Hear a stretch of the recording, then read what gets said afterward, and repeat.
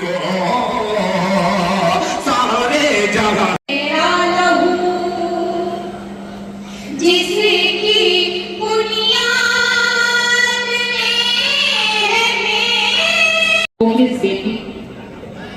इस बदल का अनुमान है, मुझे भी है तो कि मस्जिद में अब ये तबका कलमा पढ़ने वाला और अपील करता हूँ कि शेर पर कोई खामोश नहीं रहेगा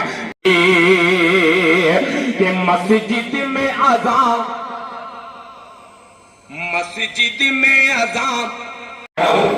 ये चूंकि मुशायरे की रिवायत नहीं है कि पैसा दिया जाए, आपसे गुजारिश करता हूं बस सिर्फ दान दे दीजिए, यही मेरे लिए काफी है। ऐसा फरमाने नहीं हर दिल तक ये आवाज पहुंचे। मुशायरा मीडिया उड़ीसा से तमाम चैनल वाले हैं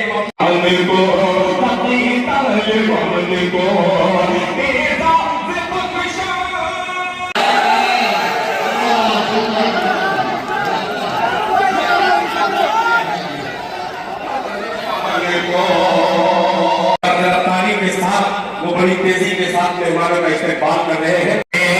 अरे हैरत में डाल सारे जहान को